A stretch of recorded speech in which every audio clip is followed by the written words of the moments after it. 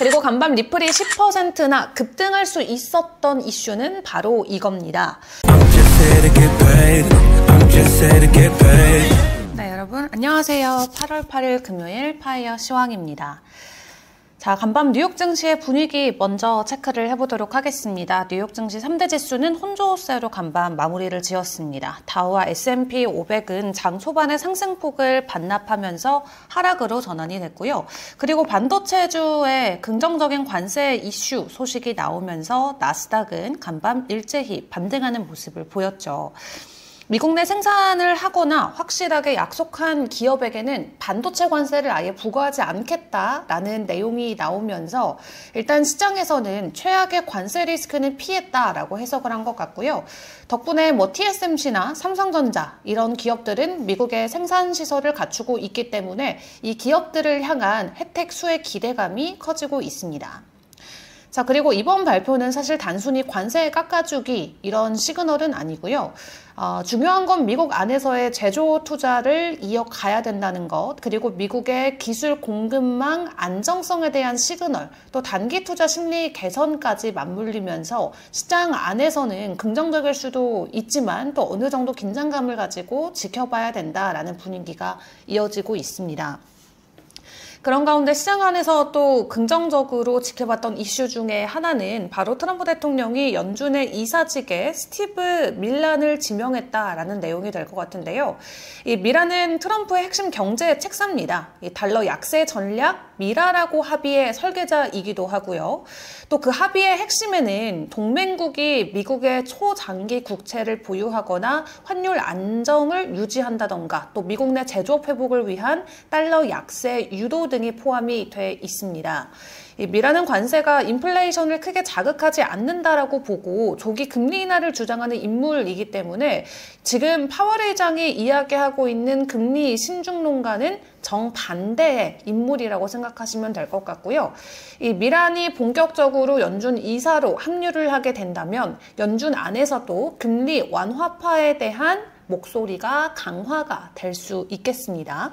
그리고 시장에서 사실 더 주목한 건 바로 차기 연준 의장 후보의 소식이 되겠죠. 트럼프 측의 경제팀이 이 크리스토퍼 월러, 현재 연준 이사죠. 이 사람을 파월 후임으로 유력하게 검토하고 있다라는 소식이 전해졌습니다. 이 월러 이사는 7월 회의에서도 금리 동결에 반대하면서 0.25%포인트의 인하를 주장했었던 이 대표적인 금리 완화파 중에 한 명입니다. 고용시장 둔화를 근거로 이후 실제로 고용지표가 둔화되면서 신뢰도가 올라가고 있는 상황이고요. 아무런 근거 없이 기준금리 인하해야 된다 이런 사람보다도 늘 근거를 기반으로 이야기를 하고 주장을 하기 때문에 시장 안에서의 어떤 신뢰성도 굉장히 높은 인물이라고 생각하시면 될 것 같아요. 그리고 이 크리스토퍼 월러 이사 외에도 다른 연준 의장의 후보군들도 있습니다. 바로 케빈 워시 그리고 케빈 헤세까지 지금 3명으로 압축된 상황인데 어쨌든 지금 연준 이사 한 명이 교체가 됐고 새로운 연준 의장까지 부임이 된다면 트럼프 정부는 아주 강력한 금리 인하를 밀어붙일 수가 있게 되겠죠. 자, 그래서 이런 정책 기조의 변화 가능성이라던가 달러 약세의 모멘텀 그리고 금리와 관세가 동시적으로 좀 자리를 잡아가고 있다라는 측면에서 간밤 뉴욕 증시는 일부 반등하는 모습을 보였고요. 코인 시장의 분위기는 간밤 어떠했을까요? 굉장히 좋았습니다. 바로 트럼프발 코인 대형 호재가 터졌기 때문인데 비트코인도 상승했고요. 리플은 하루 만에 10% 넘게 급등을 했습니다. 일단 가장 컸던 이슈 중에 하나는 바로 트럼프 대통령이 퇴직연금에 비트코인을 포함할 수 있는 서명을 진행했다라는 건데요. 이 트럼프 대통령이 직장인의 퇴직연금인 401k 이것을 놓고 투자 대상을 크게 넓히는 행정명령에 서명을 했습니다. 여기에 주요 핵심 내용은 기존 주식이나 채권 중심에서 벗어나서 사모펀드로 투자할 수 있고 부동산이나 원자재 그리고 암호화폐까지 투자가 가능하다라는 겁니다. 노동부나 SEC의 기존 규제 재검토와 완화 지시까지 내려온 지금 상황인데요. 일단 미국의 퇴직연금 시장 규모는 약 12조 달러 정도가 됩니다. 만약 여기에 1%만 코인 시장에 유입이 되더라도 약 800억 달러의 시장 유입 효과가 발생할 수 있게 되고요. 가이드라인과 상품 개발 기간을 고려하게 됐을 때 이 행정명령이 본격적으로 적용이 되는 것은 내년 정도면은 가능하지 않을까 시장은 예측을 하고 있습니다. 당장 내일부터 이 암호화폐 투자길이 열린 것은 아니기 때문에 조금 더 시간을 가지고 지켜볼 이슈이지만 어쨌든 규제 방향성이 허용으로 틀어졌다라는 것만 보더라도 기관과 운용사들 입장에서는 상당히 긍정적인 소식으로 받아들일 수가 있겠고요. 이 퇴직연금이라는 건 사실 장기 투자의 성격이 굉장히 강하기 때문에 만약 여기에 비트코인 ETF나 스테이킹 상품까지 포함이 된다면 시장에서는 엄청난 수요가 증가될 수가 있겠습니다. 자, 그런 가운데 트럼프 대통령이 또 하나의 예고도 날렸습니다. 바로 과거의 오퍼레이션 초크 포인트 2.0처럼 암호화폐 기업의 은행 계좌를 막고 금융 서비스를 차단했던 디뱅킹 관행을 잡아내서 벌금을 부과하겠다라고 예고를 했는데요. 자, 이게 왜 중요할까요? 코인 산업의 가장 큰 리스크 중 하나는 바로 법은 허용하지만 은행이 막는 그런 상황이었습니다. 때문에 거래소와 커스터디 기업이 은행 서비스를 못 받으면 사업 자체가 불가능한 상황이었는데요. 만약 이 행정명령이 시행이 된다면 코인 기업들의 달러 결제, 정산 인프라 접근성이 크게 개선될 수가 있겠습니다. 자, 이 두 뉴스가 합쳐지면서 시장이 읽은 메시지는 분명합니다. 정책 기조가 암호화폐 산업 우호적으로 돌아서고 있다. 그리고 결과적으로 비트코인 같은 경우는 정책 불확실성이 완화되면서 안전자산과 성장자산의 이중 성격이 부각되고 있는 상황이고요. 다만 단기 급등 이후에 어느 정도 가격 조정에 대한 가능성은 늘 열어둬야 되고 실질적인 자금 유입까지는 시간이 걸리고 또 정치적인 변수가 또 있을 수 있기 때문에 이러한 소식들이 간밤 시장을 뜨겁게 달구긴 했지만 조금 더 상황은 지켜봐야 된다라는 것까지 체크를 해보시면 될 것 같습니다. 그리고 간밤 리플이 10%나 급등할 수 있었던 이슈는 바로 이겁니다. 드디어 5년 만에 리플과 SEC의 소송이 공식적으로 종료가 됐습니다. 5년 가까이 연결이 됐었던 이 전쟁이 드디어 끝을 내리게 됐는데요. 다만 지금부터가 진짜 시작이 될 수가 있겠습니다. 지금 SEC와 리플의 상황 어떤 부분들이 정확히 확정이 된 거고 아직까지 남아있는 부분은 어떤 것들이 있는지 조금 쉽게 설명을 드려보도록 할게요.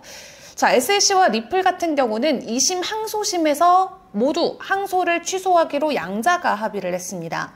다만 법원이 2024년 8월에 민사벌금 약 1억 2천만 달러를 부과했던 것은 여전히 그대로 유지가 된다라고 하고요. 한마디로 리플이 미국 내에서 기관형 XRP 판매를 하려면 등록하거나 면제 요건을 명확하게 타야 된다고 합니다.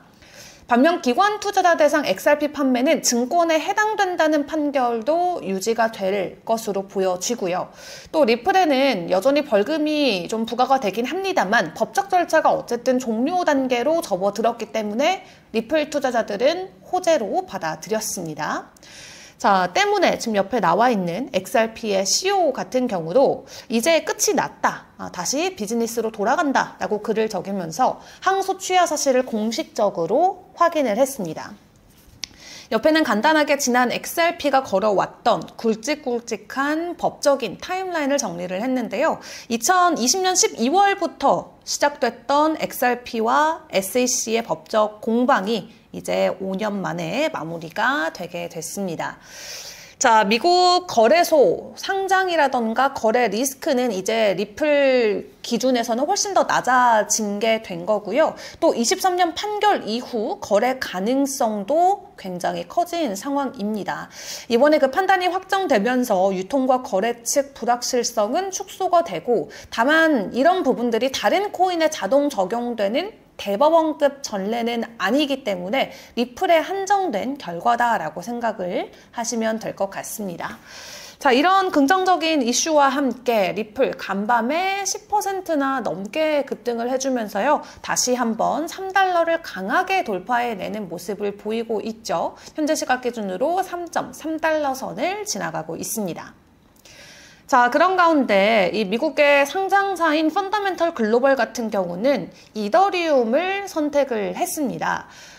이번에는 셀프 등록을 통해서 50억 달러 발행 권한을 확보했다라고 하는데요. 이게 뭘 의미하냐? 이 발행 시기를 자유롭게 선택할 수 있고 SEC 재심사 없이 빠르게 자금 조달이 가능한 상황, 그리고 이더리움 트레저리 전략에 쓸 수도 있다라고 합니다.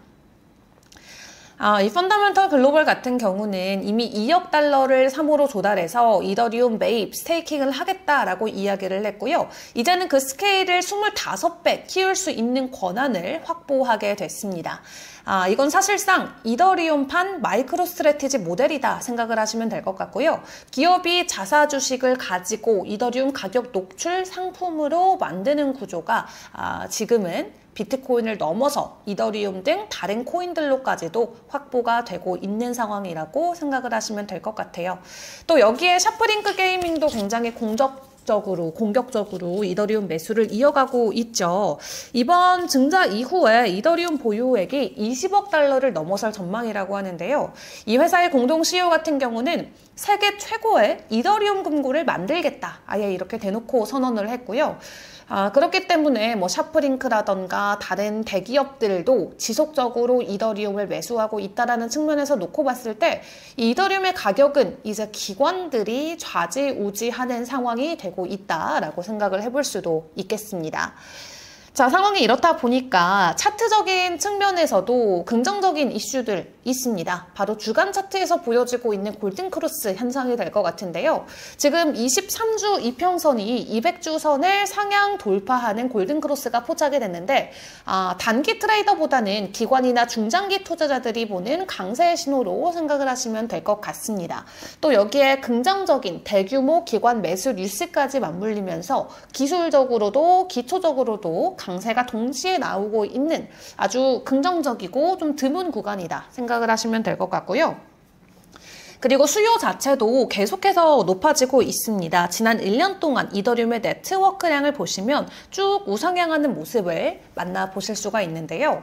이 펜토시 전문가의 분석에 또 따르면 거래소에 남아있는 이더리움 공급량이 9년 만에 최저까지 내려갔다고 합니다. 또 마지막으로 이 정도였던 때는 ICO 시절이었다라고 하는데 만약 공급이 부족하고 수요가 폭증하게 된다면 당연히 비이성적일 수는 있지만 강한 상승 랠리가 나올 수가 있겠죠. 자, 이런 흐름에서 우리가 생각해 봐야 되는 포인트, 결국에는 기업형 이더리움 매수 모델이 확산이 되면서 시장 안에서 공급 불균형이 초래가 되고 덕분에 이더리움의 가격은 올라갈 수 있다가 되겠습니다.